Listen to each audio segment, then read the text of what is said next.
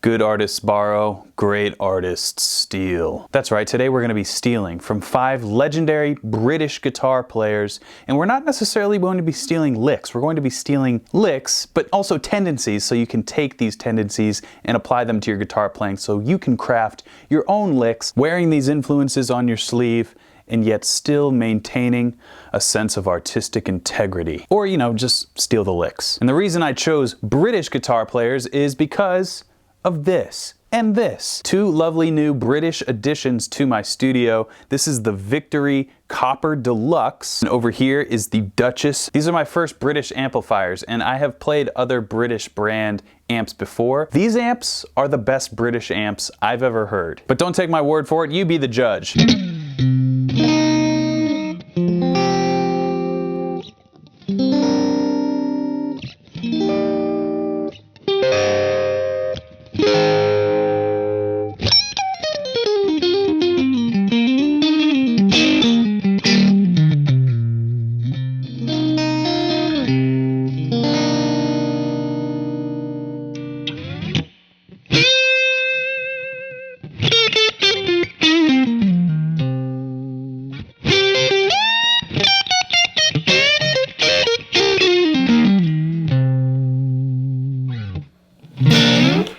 What'd I tell you? So we are going to be examining 5 different British guitar players while dialing 5 different lovely British tones, not necessarily to chase the tones of those players, but to get kind of close and explore some of the awesome sonic offerings of both of these different amplifiers. The first guitar player we're going to check out, Mr. Eric Clapton. For this sound, we're going to push the gain on the Copper Deluxe and bump up the mid with the mid boost, pull the bass a tiny bit this way, and we are not going to be using the tremolo, but we will be using a hefty amount of reverb.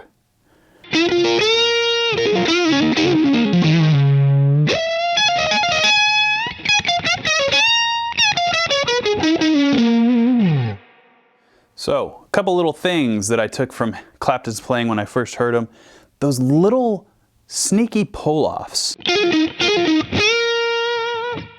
We're in this B minor pentatonic shape.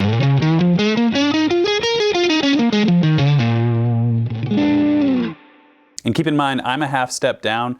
You don't necessarily have to play along with me, but just keep in mind this little shape here.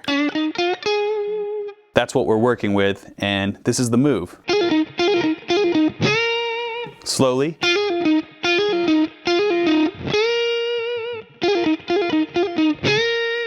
So that's something Clapton would always use as sort of a motif.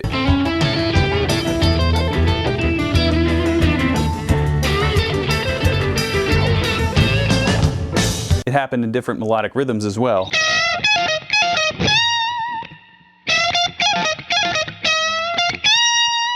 How to apply it to something other than exactly what Clapton would have done would be to take the concept of the quick flourish and apply it to different scales. So let's take maybe just the Lydian scale, for example.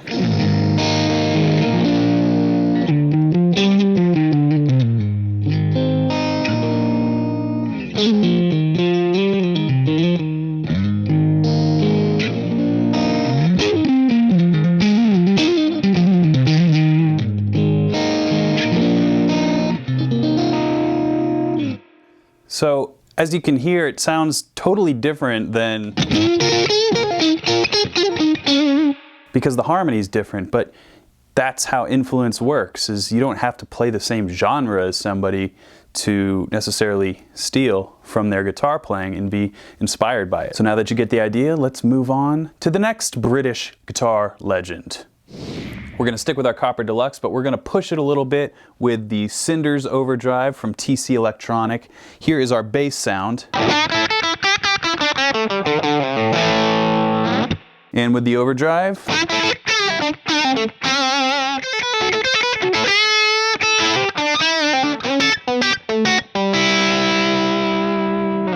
Jimmy Page. You know that guy, right? There are a million different tricks and techniques to steal from him. I am going to opt for the smattering hammer pole psycho shred. That's what I'm calling it. Let it be written. So we are in the natural minor.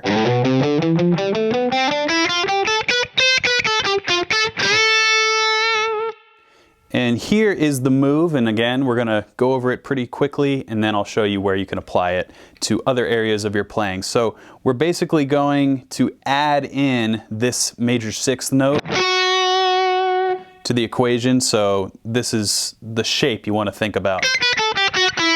And we are going to go just like this.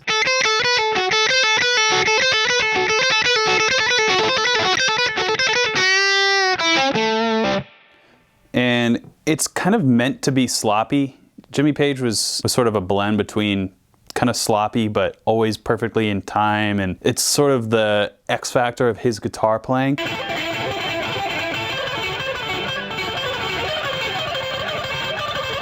So really, I'm not trying to be incredibly accurate with this. I'm basically trying to keep my coordination in time, but if I happen to hit a couple flubs or dead notes, that's sort of part of the sound. I get the hammer-on pull-off going, and I'm sort of trying to alternate pick it too. So without the hammer-on pull-off, it would sound like this. So you can hear I'm picking every note. But with the added hammer-on pull-off, I'm mixing that in as well. So we end up with a hybrid.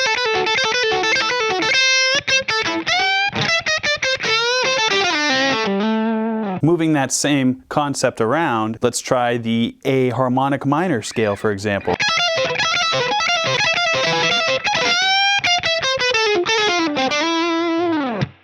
You can add it in like that, or just use it in a blues phrase.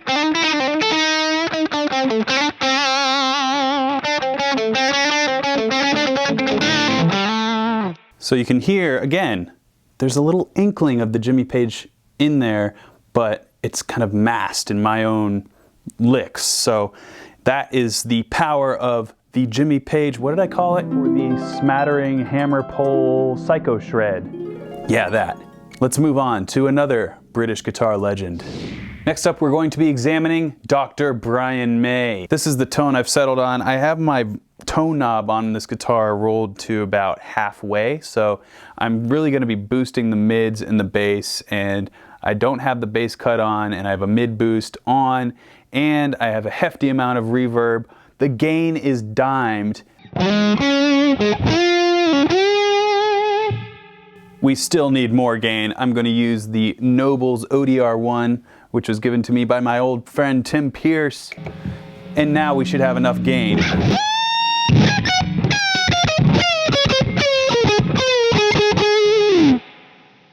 We're going to talk about the bends. I'm also going to get into a little bit of his phrasing ideas. Really, his bends are just so identifiable, and it is because of that really cool guitar sound. It almost sounds doubled. It's so big and yet so precise. And I always thought that the way he bent, it was always like he would play one or two extra notes as opposed to where most guitar players might play something like this. He would play something like this. And again, combining with the bends, non-guitar-like, I think, is a good way to describe his guitar playing and his tendencies. It was always kind of a cascading approach. So I think the comfortability of certain positions on the guitar lend themselves to guitar players playing a certain way. So for example, that's really easy and really fun to play, especially playing fast, and that can sometimes cloud your melodic judgment. So Brian May could see this, and his guitar playing would sound more like this. So he wouldn't necessarily go for the whole thing all at once. He would really milk the actual parts of the scale and the phrase that really mattered. When his phrases would end, he would end on this kind of crescendo as opposed to just kind of ripping through something like the average guitar player might do. Of melody, and especially when it comes to guitar solos, you know, we can get into his chordal work. He wasn't really a guy who played power chords. He was always playing a lot of triads and dyads in place of power chords. So instead of playing an A power chord, he might play something like, give it a little bit more character.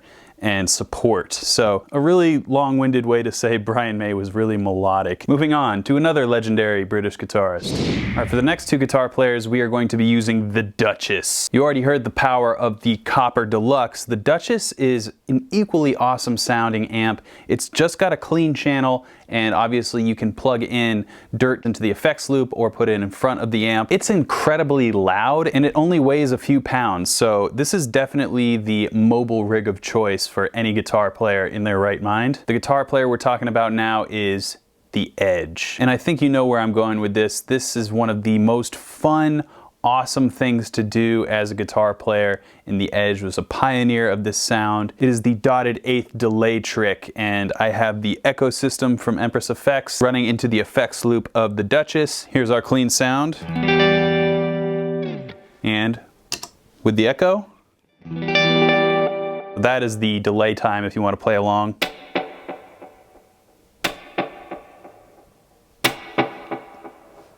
And this is what we're going for.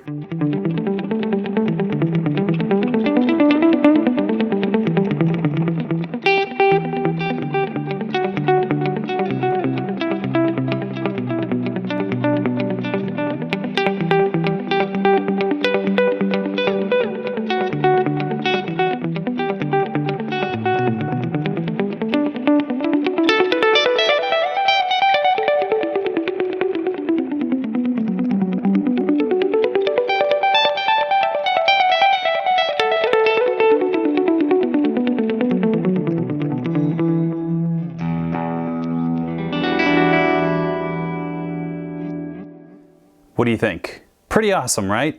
So after you have the tone set, the other kind of thing you need to take care of with this technique is to really make each note staccato. If you don't make it staccato, it can also have a cool effect, but it can tend to blend together. So what I mean by staccato is without the delay, you want to be going like this instead of. If you don't clean it up, it can get a little washy like this. And I'll clean it up now. So you can hear immediately the effect really becomes effective when you play staccato. And really you can play any chord progression that you want. I was kind of playing through the E natural minor scale.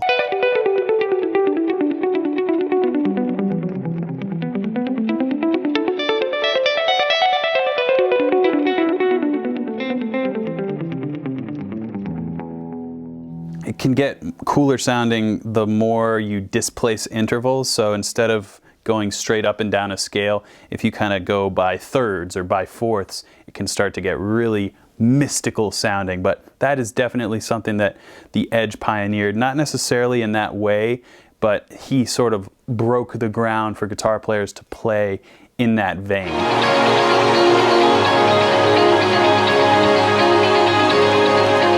And if we wanted to make this sound even more, maybe we could add like a tremolo.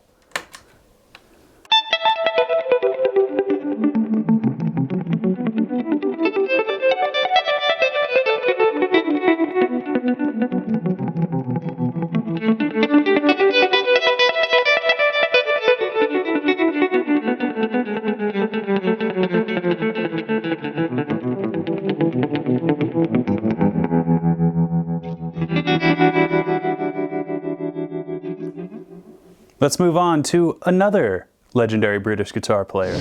All right, for this guitar player, I have an overdrive pedal from Walrus Audio going into the effects loop of the Duchess. And you see this pick? We are not gonna need that pick because we're talking about MarkKnopfler. And he played with his fingers. Quite well, I might add. Here's our dry tone. Overdrive.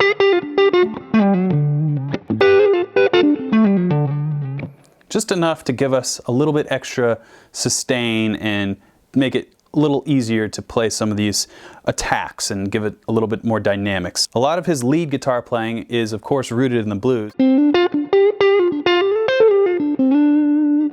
but a lot of his lead playing is also rooted in this Hendrixy blend between rhythm and lead, in which he bases a lot of his melodic tendencies on triads. If you're not familiar with triads, of course you know, check out Guitar Super System. There's a link down below to get started. But for example, we'll take this progression.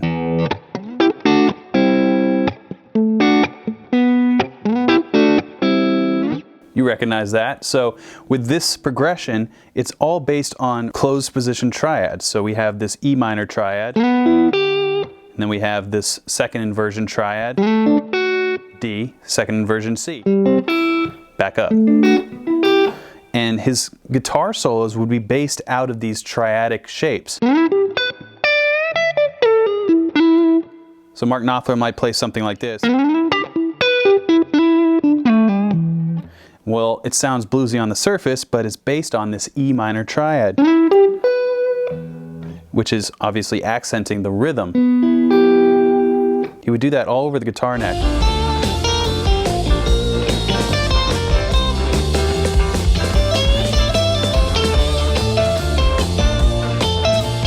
A great way to put Mark Knopfler's rhythmic tendencies and melodic tendencies into action is to take any chord progression and try and play it in triadic form all over the guitar neck.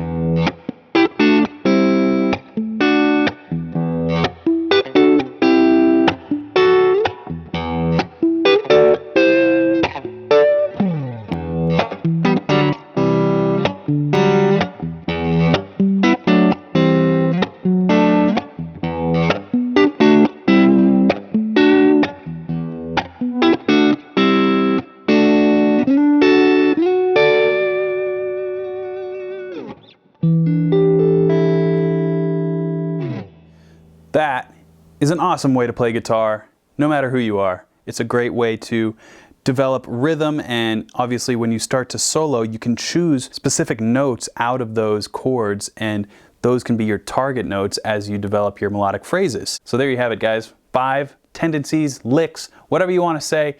5 things that you can steal from 5 legendary British guitar players. Thanks a lot to Victory for sending over these awesome amps. I'm pumped to put them in the rotation. And until next time, I don't have a pick. Keep shredding.